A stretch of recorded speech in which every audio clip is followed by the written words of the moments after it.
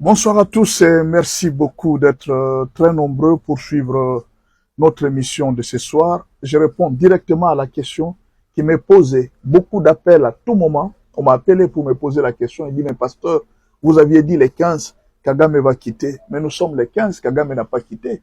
Donc Kagame a tenu tête contre les Occidentaux. Kagame. Et alors, pasteur, quelle sera la suite maintenant? Maintenant que Kagame a refusé de quitter la RDC, maintenant, pasteur, nous sommes finis. Alors, je m'en vais vous dire d'abord une très bonne nouvelle. La bonne nouvelle, c'est laquelle? Les refus de Kagame. Que ce soit l'acceptation de Kagame, que ce soit les refus de Kagame, c'est toujours dans notre avantage. Pourquoi dans notre avantage? Parce que d'abord, ceci confirme tout ce que le président Félix Tshisekedi avait dit depuis plusieurs années, que Kagame n'acceptera jamais de quitter la RDC. On lui a dit non, accepte de cesser le feu et laissez-nous faire. Le président Félix a dit, je connais Kagame, il n'acceptera pas. Et alors tout ce temps, les gens ne croyaient pas. Les gens disaient que non, il y a quand même une bonne volonté. Il a manifesté la bonne volonté. Il dit, je connais ce monsieur, il ne fera pas. Et aujourd'hui, je pense que le monde entier a donné raison à Félix Tshisekedi pour dire qu'il avait raison de ne pas croire en ce monsieur. Il avait raison de ne jamais croire en lui. Parce qu'il disait toujours à tout le monde. Il dit, vous pouvez vous mettre avec lui aujourd'hui. Demain, il va changer. Il est toujours comme ça. Et aujourd'hui, tout le monde donne raison à Félix Tshisekedi. Ça, c'est la première chose, une très bonne nouvelle pour nous. Ça confirme tout ce que Félix a toujours dit sur Kagame. La deuxième chose, quand quelqu'un vous donne un préavis, il vous dit, je vais vous faire sortir, d'ici les 15, vous devez dégager dans ma maison. Et vous, les 15, vous êtes là et vous ne dites rien. Qu'est-ce que la personne va faire? Quand on vous donne un préavis, un ultimatum, ça ne veut pas dire que non, nécessairement, ce jour-là, tu es parti. Tu peux refuser de partir de la maison, même de la maison de quelqu'un. Tu peux refuser de partir, je ne pars pas. N'est-ce pas? Il y a une possibilité. Kagame peut demander une dérogation. Il peut dire non, non, je n'ai pas été prêt. Ou alors, il fait le front. Il dit non, non, je ne sortirai pas de la RDC. À condition peut-être qu'il donne des conditions aux Américains. C'est ce qu'on va voir. Et pourtant, la date du 15, c'est lui-même qui avait proposé. Il a dit aux Américains que non, voilà, moi, vous me laissez le temps, je vais partir. D'ici les 15, je vais sortir. Et arrivé ces 15, il s'est entêté. Pourquoi? Peut-être Macron lui a promis des choses. Peut-être qu'il avait aux États-Unis des gens qui lui ont promis des choses et dit non, non, ne quitte pas. Nous allons essayer de parler avec Trump. Malheureusement, la personne qui tenait pour lui est morte. Cette personne qui tenait vraiment, qui parlait pour lui, cette personne vient de mourir. Aussi, au Qatar, la personne qui comptait, sur qui il comptait, cette personne aussi est morte. Voilà pourquoi on dit il faut jamais compter sur les gens. Kagame s'était appuyé sur c'est un certain lobbying américain et surtout sur les lobbying européens. La troisième chose, la troisième bonne nouvelle, c'est laquelle? C'est que, avant de partir, Kagame avait décidé de laisser Kalemi entre les mains de M23. Il avait pris la décision de laisser Kalemi entre les mains de M23.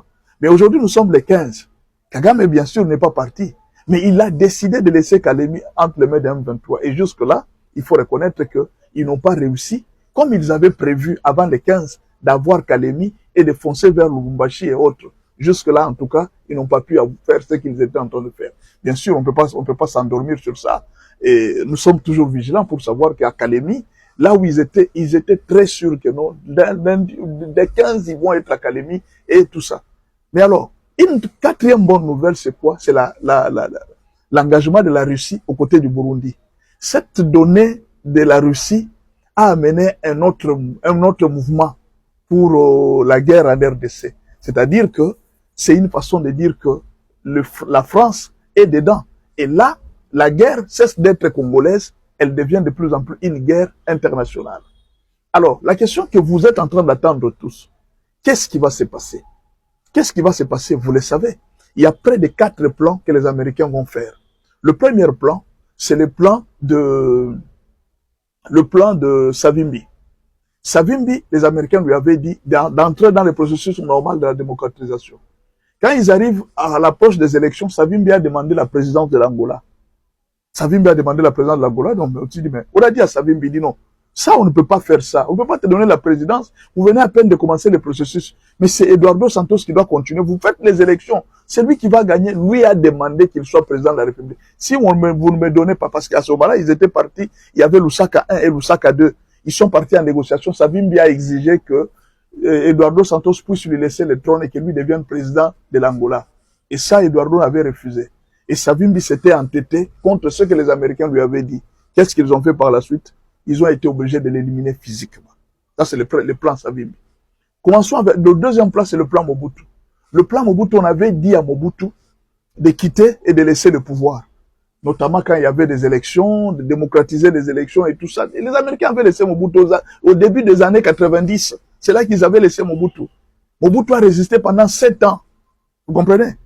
Et alors, qu'est-ce qu'ils ont fait? Ils ont dit, bon, comme il ne comprend pas, comme il ne veut pas lâcher, comme il est, tous les dictateurs ont toujours les mêmes réflexes, comme il ne veut pas lâcher, on lui crée une rébellion. Ça sera le deuxième plan. Si ce n'est pas l'élimination physique, on peut créer une rébellion au Rwanda. Et cette rébellion peut aller jusqu'à faire tomber Paul Kagame. Donc, peut-être l'un de ces 3 ou 4 jours, les Américains peuvent créer une rébellion pour le faire partir. Et ça, vous devez le savoir.